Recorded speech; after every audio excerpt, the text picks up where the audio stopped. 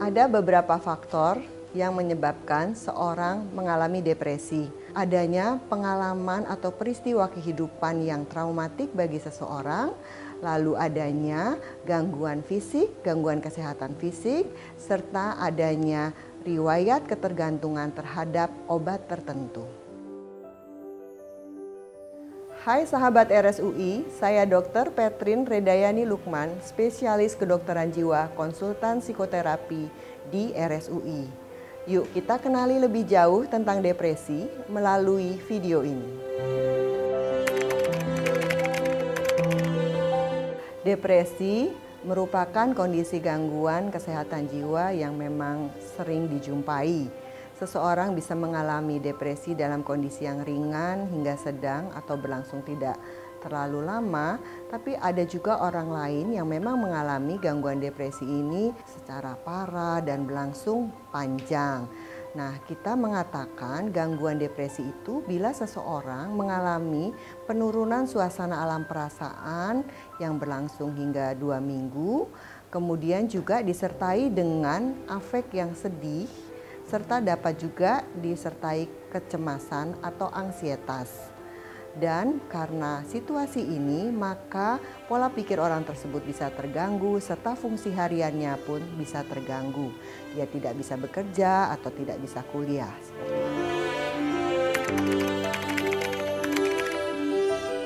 Ada beberapa faktor yang menyebabkan seorang mengalami depresi. Pertama, adanya ketidakseimbangan neurotransmitter dan hormon di otak. Neurotransmitter serotonin itu terganggu pada seorang yang mengalami depresi. Serotonin ini berfungsi untuk mengatur alam perasaan seseorang.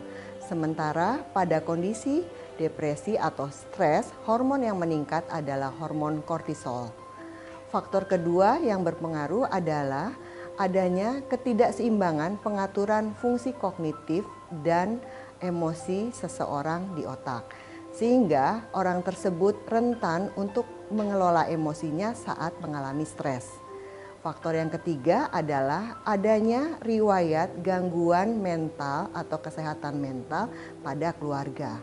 Faktor berikutnya adalah adanya pengalaman atau peristiwa kehidupan yang traumatik bagi seseorang, lalu adanya gangguan fisik, gangguan kesehatan fisik, serta adanya riwayat ketergantungan terhadap obat tertentu.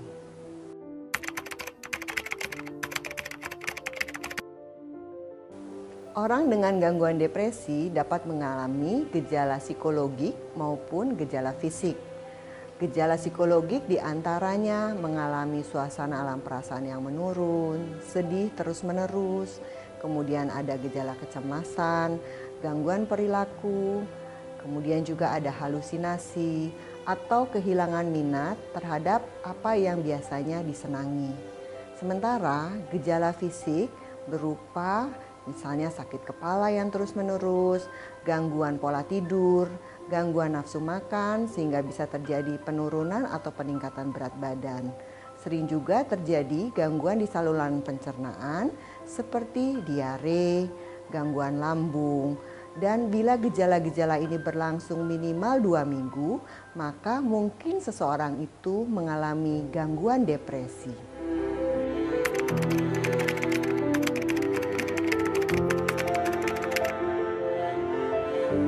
Tata laksana yang diperlukan oleh orang dengan gangguan depresi ada 2. Tata laksana farmakologik atau pemberian obat serta tata laksana non-farmakologik. Tata laksana non-farmakologik berupa pemberian psikoterapi dan juga edukasi kepada pasien. Edukasi tentang kondisi penyakitnya, edukasi tentang situasi pasien. Lalu, psikoterapi diberikan kepada pasien dengan melakukan percakapan antara dokter dan pasien yang bersifat terapeutik, bersifat memberikan perbaikan bagi pasien. Pasien akan dibantu oleh dokter untuk lebih memahami dirinya, lebih memahami permasalahannya, dan memiliki kemampuan untuk beradaptasi dan menyelesaikan masalahnya lebih baik lagi. Lalu, tata laksana farmakologik atau pemberian obat diberikan dengan memberikan antidepresan Dan obat-obat ini akan berfungsi untuk menstabilkan alam perasaan seseorang.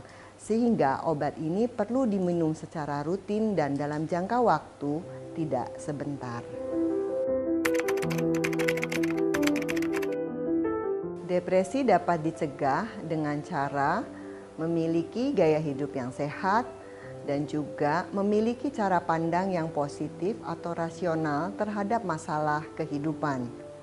Gaya hidup yang sehat misalnya melakukan olahraga yang teratur, kemudian makan makanan yang bergizi.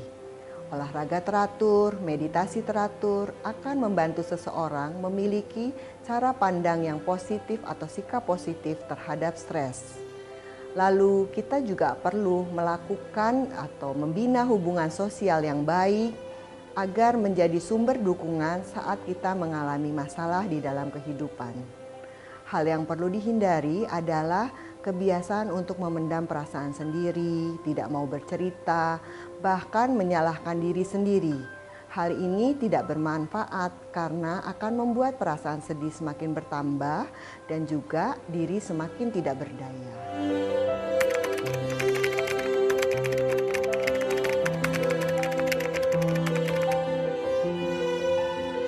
Seseorang dikatakan mengalami gangguan depresi bila sedih yang dialaminya itu berlangsung terus-menerus, menetap sepanjang hari hingga minimal 2 minggu.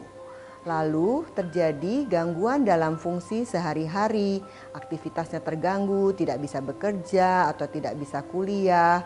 Dan ini dikatakan dengan gangguan depresi.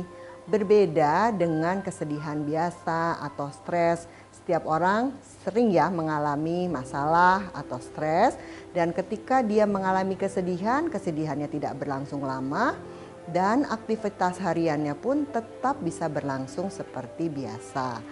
Lalu bagaimana kita memastikannya? Jangan self-diagnose ya. Sebaiknya kita pergi untuk mencari pertolongan profesional. Datanglah ke dokter, ke psikiater atau dokter spesialis kedokteran jiwa atau ke psikolog klinis. Mereka akan membantu menegakkan diagnosis yang tepat serta memberikan pertolongan yang tepat pula. Bila ada orang di sekitar kita yang mengalami gejala-gejala depresi, maka bantulah mereka, ajak mereka berbicara, dukung mereka, dan sarankan untuk datang ke tenaga profesional. It is okay not to be okay. Selalu ada harapan untuk bangkit dan menjadi lebih baik. Jangan lupa subscribe, like, dan share video ini.